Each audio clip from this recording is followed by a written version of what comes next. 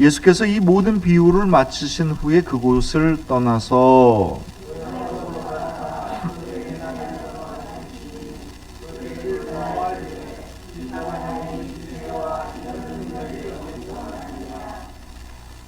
이는 그 목수의 아들이 아니냐? 그 어머니는 마리아, 그 형제들은 야고보, 요셉, 시몬, 유다라 하지 않느냐?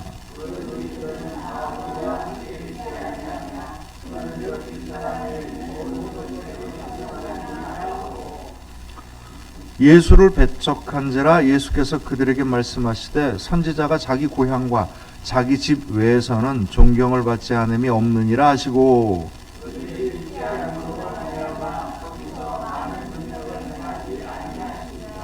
아멘.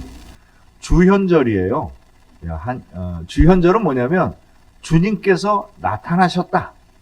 그러니까 주님께서 이 땅에서 그 성경의 말씀대로 행하신 모든 말씀과 그분이 보여주셨던 구원의 사건들을 우리가 기억하고 우리들이 경험하고 주님을 향하여서 우리도 그렇게 말씀을 따르고 순종하며 살겠습니다 라고 결단하는 절기, 이 절기를 주현절이라고 합니다. 이 주현절의 색깔은 녹색이에요. 이게 왜 녹색이냐면 녹색은 생명을 뜻합니다. 그래서 모든 것이 정말 생명력 있게 살아나는 것처럼 우리들의 믿음도 함께 그냥 그렇게 왕성해지는 것을 뜻하는 절기예요. 그래서 가온 스토리든 강단에 있는 제단보든 이게 모든 것이 다 이제 녹색으로 표현이 됩니다. 예수님이 사람들을 부르셨어요. 왜 부르셨어요? 구원을 주시기 위해서, 영생을 주시기 위해서 부르셨죠. 그 사람들을 누구라고 부릅니까? 그리스도인이라고 부릅니다. 그렇죠? 기독교인, 그리스도인 뭐 같은 뜻입니다. 다른 말로 얘기하면 뭐라고 부릅니까? 제자라고 부릅니다. 그리스도인과 제자가 다른 말일까요? 다른 말일까요? 같은 말일까요? 같은 말이에요. 모든 그리스도인은 제자입니다. 왜 그렇겠어요? 누구를 따라서 하는 사람들이에요? 예수님을 따라서, 스승처럼 따라서 사는 제자된 사람, 이 사람들이 그리스도인이에요.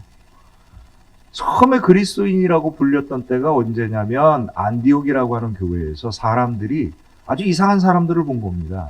이 사람들이 뭐냐면 우리하고 뭔가 좀 다른 거예요.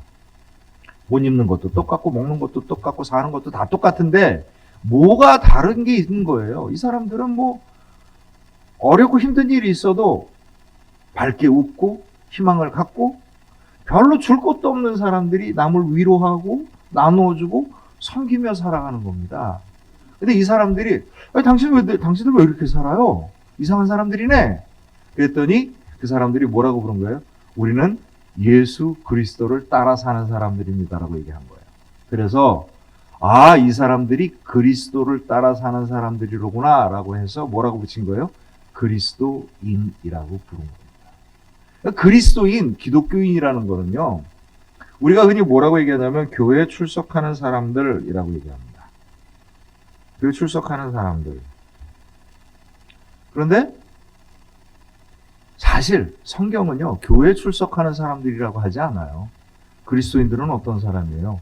기독교인은 어떤 사람입니까? 제자는 어떤 사람이에요? 예수 그리스도를 따라 사는 사람들입니다. 이게 그리스도인의 정체인 거고요. 교회 안에 모여있는 우리들의 뜻하는 겁니다. 예수님께서 마지막으로 부활하시고 난 다음에 제자들에게 명령을 하셔요. 너희는 이렇게 해라. 마태복음 28장 19절 20절을 보면 그러므로 너희는 가서 모든 민족을 무엇으로 삼아? 제자로 삼아.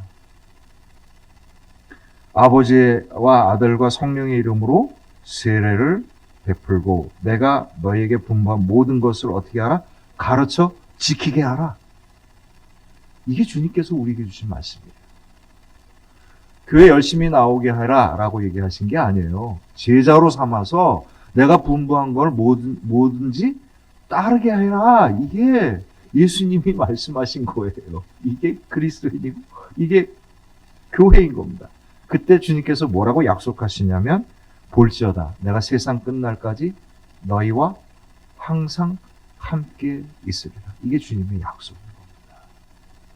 우리가 주님을 예수 그리스도께서 우리에게 주신 그 말씀과 우리에게 주신 삶을 우리가 따라 살기 때문에 주님께서 우리와 동행하시는 삶을 사는 거예요. 우리 힘이 미치지 못하니 주님께서 우리와 함께 하셔서 우리에게 은혜와 능력을 주시는 거고요. 지혜와 소망을 주시는 겁니다. 이게 그리스도입니다. 근데 만약에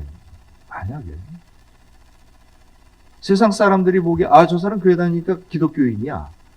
그 다음에 뭐 이렇게 여러 가지 문서 쓸 때 종교란을 쓰시오 하면 기독교인 뭐 이렇게 쓰잖아요. 교회도 나갑니다. 그런데 만일 그 사람이 예수님의 말씀에 순종하여서 예수님을 따라 사는 사람이 아니라면 세상 사람들은 기독교인이라고 보고 그리스도인이라고 보겠지만 천국에서는 아닐 수도 있습니다. 아닐 수도 있어요. 세상 사람들은 교회를 나가는 사람들을 그리스도인이라고 부르지만 좀 더 분명하게 우리들은요, 예수 그리스도를 따라 사는 사람들을 그리스도인이라고 부릅니다. 당신은 제자가 됐습니까? 라고 얘기할 때 겁이 덜컥 나는. 우리 다 그렇잖아요. 우리가 그렇게 애를 쓴다고 되는 일도 아니고 좀 못 미치는 게 많으니까. 당연히 미흡하니까. 당신은 정말 예수님 제자된 삶이 맞습니까? 라고 얘기하면 왠지 좀 아닌 것도 같고 좀 대답하기가 좀 꺼려지는 것도 있고. 그러나 사랑하는 성도 여러분 당당하게 얘기하셔야 됩니다. 당신 제자 맞습니까? 네. 제자처럼 삽니까? 네. 솔직히 말하면 좀 못하는 것도 많고요. 마음먹은 대로 안 되는 것도 많지만 주님의 은혜와 능력으로 모든 것이 충만하게 채워질 줄로 믿습니다. 이것이 제자된 삶인 겁니다. 두려워하지 마셔요. 우리에게 주어진 신앙의 길은요, 우리가 믿고 할 만큼 하면 되는 겁니다. 그 위에 주님께서 뭐라고 약속하십니까? 내가 세상 끝날까지 너희와 항상 함께 있으리라. 이게 주님의 약속이에요. 그걸 믿고 가는 거죠. 이게 그리스도인인 겁니다.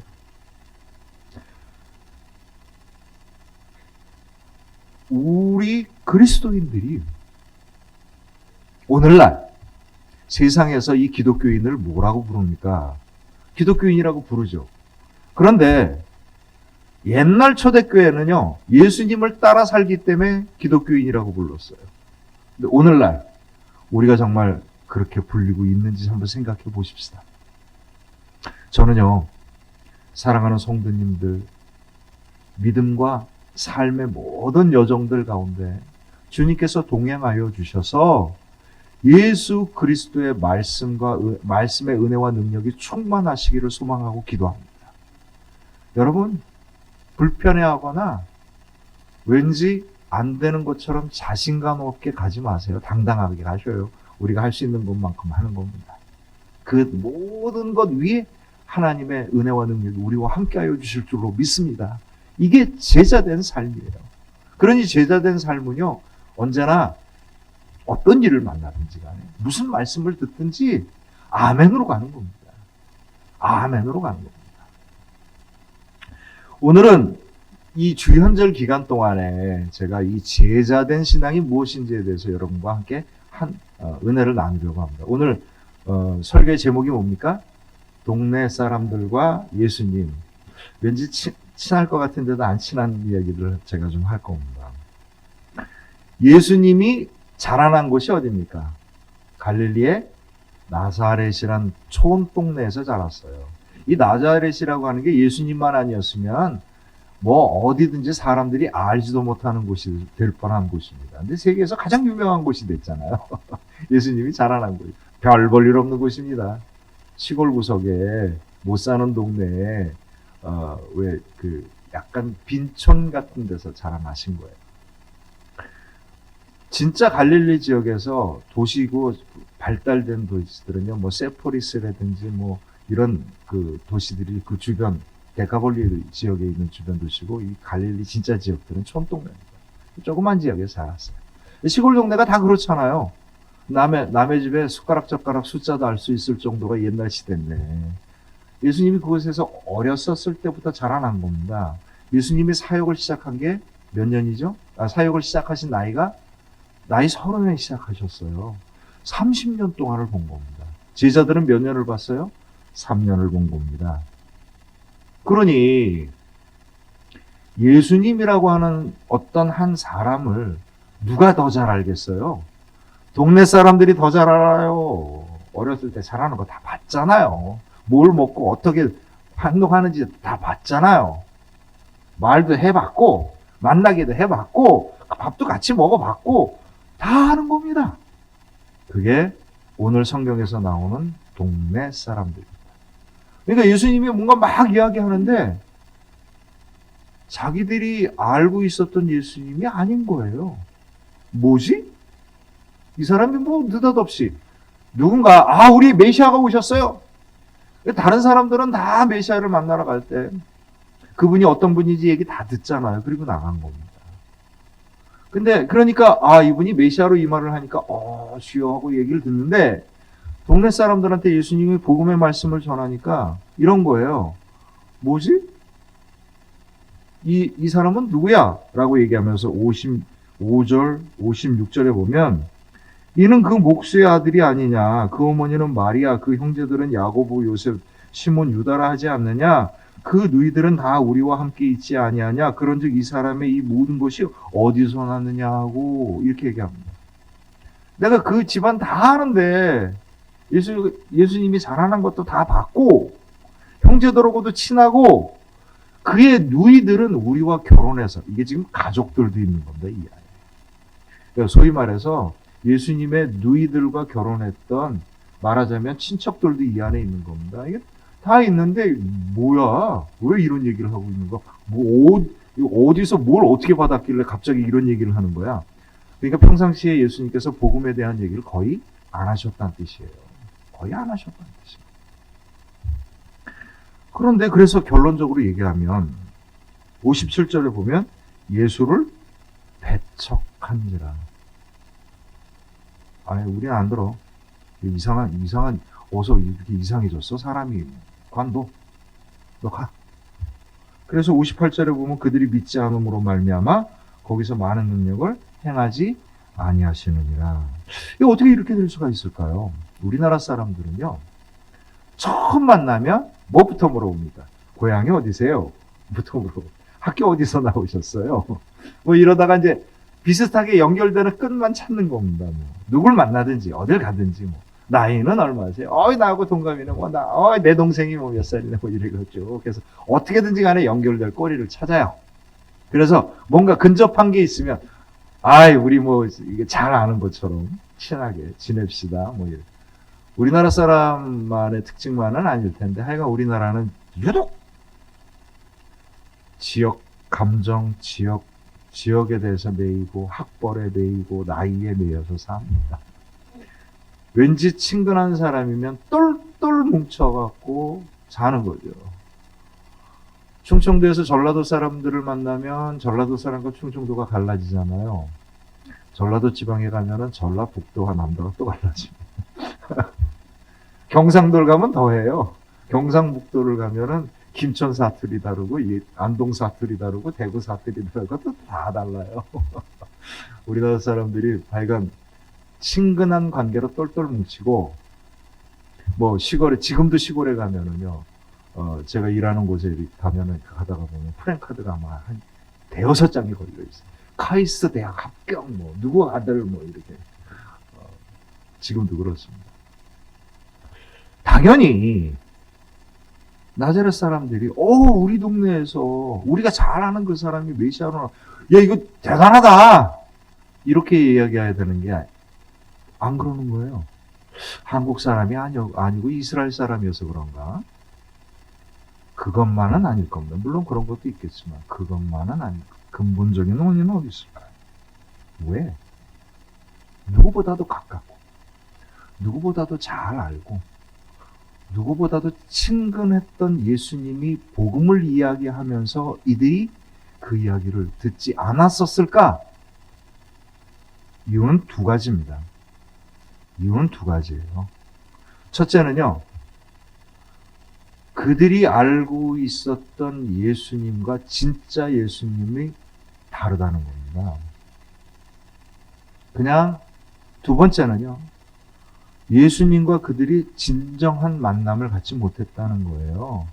만나질 않고 너는 너, 나는 나가 됐다는 겁니다. 이 두 가지입니다. 자, 첫 번째 이야기부터 합시다. 이 사람들이 누구보다도 30년 동안 지내면서 제자들보다 예수님을 더 잘 압니다. 더 잘 알아요. 더 잘 아는데 우리가 보통 많은 것을 아는 것을 뭐라고 얘기합니까? 정보라고 얘기합니다. 그래서 지금 시대를 무슨 시대라고 불러요? 정보의 시대라고 부릅니다. 정보를 누가 많이 갖고 있느냐에 따라서 내가 살 수 있는 삶의 지평이 달라진다는 뜻이죠. 근데 이 정보라는 말은요, 그냥 인터넷 검색을 해보면 누구나 알 수 있는 거고, 누구든지 찾아보면 알 수 있는 거예요. 심지어는 어려운 철학책이나 뭐 경제학 책 뒤에 인터넷 뒤져갖고 쭉 찍으면 그냥 얘기들이 쭉 나와요. 그래서 요즘은 공부하는 사람들이요, 어떤 경우는요, 직접 책을 안 보고 인터넷 뒤져갖고 그냥 쭉 정리된 이야기 듣고 자기 멋대로 딱 짜집게서 나오는 경우도 많이 있습니다. 그만큼 정보가 넘쳐납니다. 여러분은 요즘 세상처럼 복음이 넘쳐나는 시대가 없어요. 라디오고 TV고 유튜브고 그냥 원하기만 하면 얼마든지 하나님 말씀을 들을 수 있습니다. 이걸 뭐라고 부르냐면 정보라고 불러요. 정보라고 하는 거는요, 그냥 아는 거예요. 이 정보가, 예수님에 대한 정보가 우리들의 신앙과 구원에 도움을 줄 수는 있지만 이 정보가 오히려 역효과를 불러일으켜서 방해가 될 수도 있고요. 이 정보가 아무런 관련이 없을 수도 있습니다. 그것이 아무리 예수님의 이야기라고 할지라도, 그것이 아무리 복음의 이야기라 할지라도 이게 정보가 되면은요, 아무 소용없는 겁니다.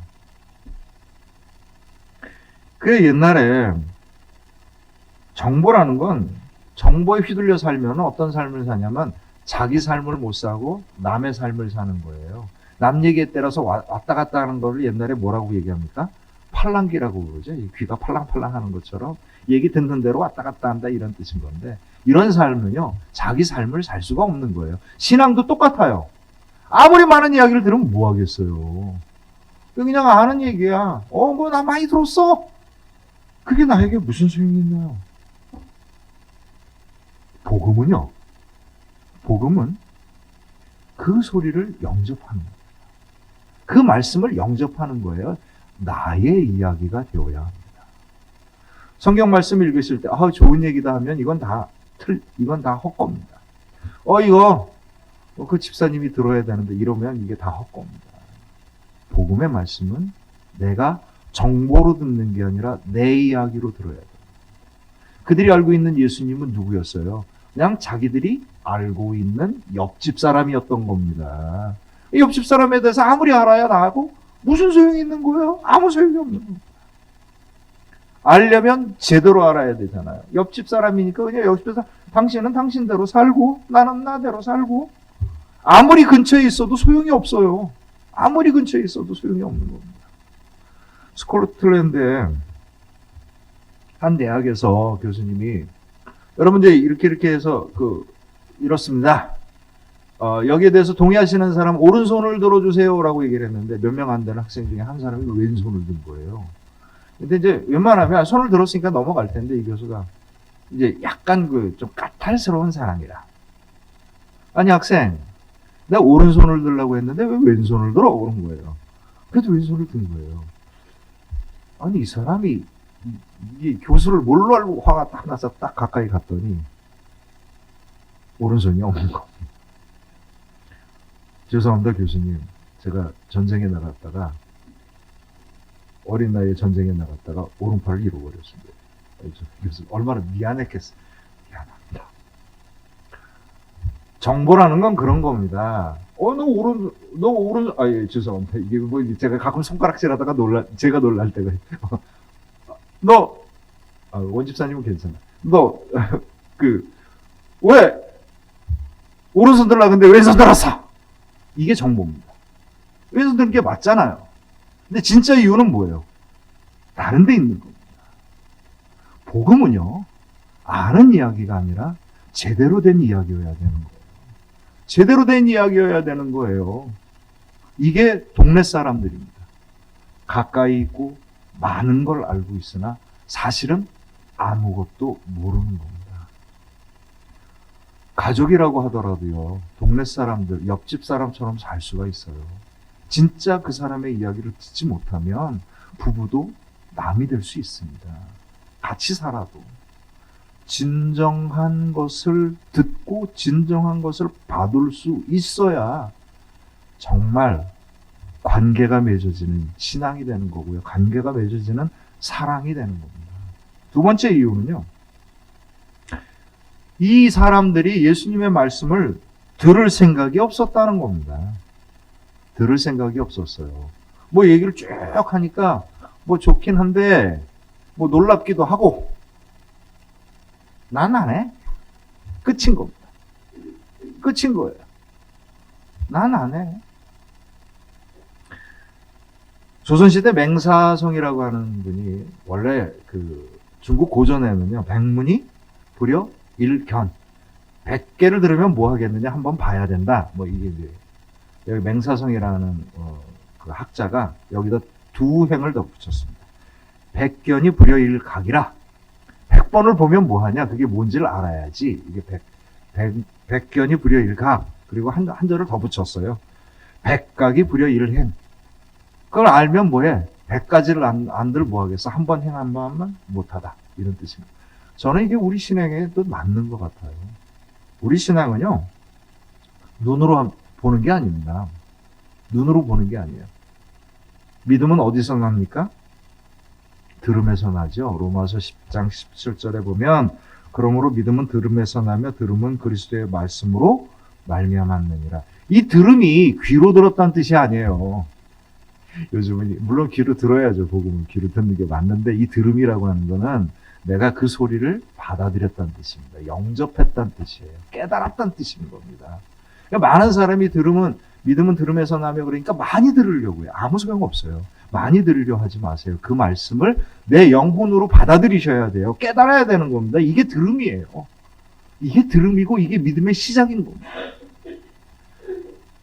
복음은요, 들음에서 나는 겁니다. 들음을 통해서 나의 것이 되는 것이죠.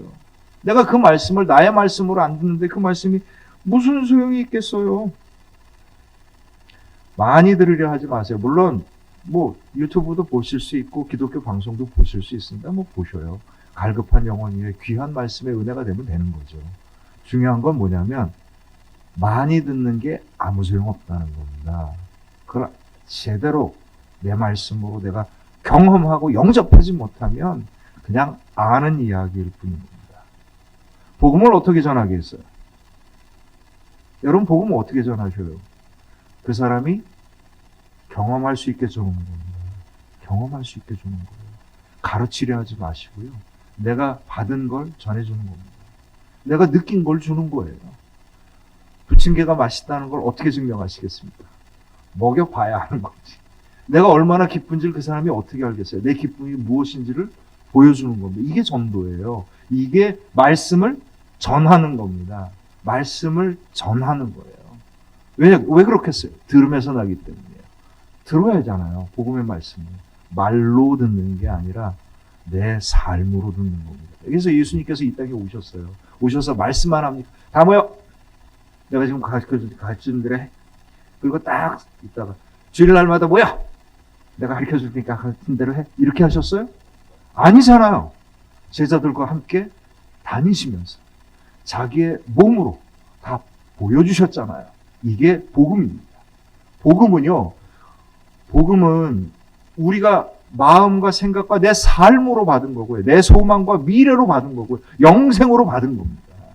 그리고 우리는 그 복음을 천국에 가서 죽어서 가는 게 아니라 지금 이 삶에서부터 누리며 사는 거고요.